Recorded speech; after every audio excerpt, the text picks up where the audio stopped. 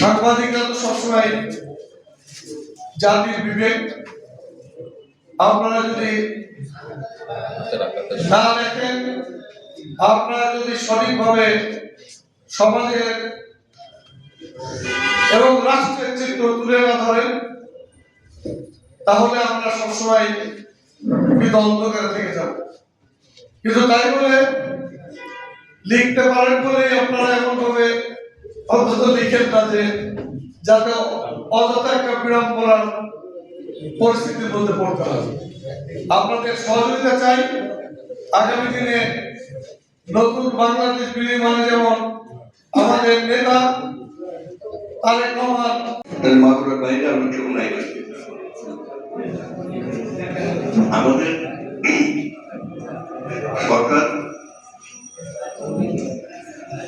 অনেক বড় চ্যালেঞ্জ নিয়ে কিন্তু আমরা এখানে ইচ্ছা বা যোগ্যতা আমার নাই, তবে আমাদের সাংবাদিকতার অবাধ সাংবাদিকতা আপনারা সাহসের সাথে সত্য প্রকাশে নির্ভীকভাবে সত্য প্রকাশ করে যাবেন। সরকার আপনাদের পথে কোনো বাধা হয়ে দাঁড়াবে, বাট প্রুৎসাহ করবে, যা সত্য হতে হবে। সত্যকে মিথ্যা দিয়ে বা লাক্সারি অফ ওয়ার্ডস দিয়ে এটা মাগুরার পৃথিবীর বাইরে মাগুরা অনেক নাম করা সাংবাদিক ছিলেন, এবং সেখানে আমার বক্তব্য হলো যে আপনারা দৃষ্টি লক্ষ্য করবেন। এখানে আমি একটু মুরব্বীর ভূমিকায় বলছি, যেহেতু আমি সবার চেয়ে তো মুরব্বী বটে, আমি নিজেও তো সাংবাদিকতা করতাম, অনেকে জানেন। তো আমার বক্তব্য হলো যে আপনারা আমাদের চ্যালেঞ্জের সাথে থাকেন, কারণ আপনারা তো চান যে আমাদের একটা সুন্দর দেশ গড়ে উঠুক। যদি আপনারা সেই দুঃসময়ের দিনগুলোকে ফিরে আনতে চান, তাহলে আসুন আপনারা আমাদের সাথে থাকেন। আপনাদের আমাদের ভুল ভ্রান্তিগুলো আপনারা তুলে ধরবেন এবং আমাদের সংশোধনের পথটাও এতে করে ভালো সেটা আপনারা দেবেন। কারণ ভুলে ঘুরতে কেউ না, আমরা এটা দেখবো।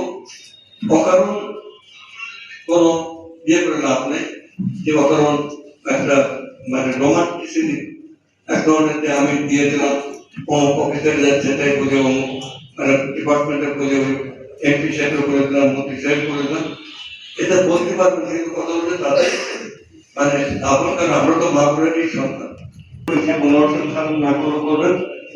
আমরা খাল খনন প্রকল্প অলরেডি স্টার্টেড, আমাদের খাল খনন প্রকল্প।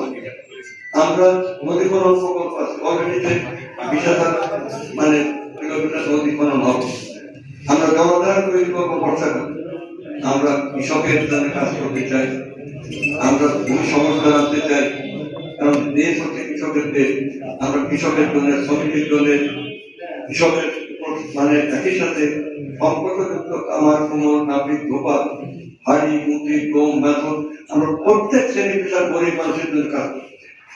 এবং আমরা আবার পরিপূর্ণ দুর্নীতি বিরোধী, সেটা সরকারি কর্মচারী হোক আর পলিটিক্যাল লিডারই হোক আর লোকাল গভর্নমেন্টের প্রতিনিধি হোক, এটাকে এবার আইনের আওতায় আনা হোক। সব আপনারা এই কথাগুলো বলে ওয়াইড মেজরিটি, ব্যাপক সংখ্যা পরীক্ষা, এই সংখ্যা নিয়ে আমরা সরকার গঠন করেছি। তারেক রহমানের নির্দেশে আমরা ব্যর্থ হওয়ার জন্য সরকার গঠন করি নাই। আমরা জানি যে এই ধ্বংসের মাঝ থেকে আমাদের নতুন স্বপ্ন নিয়ে এগোতে হবে।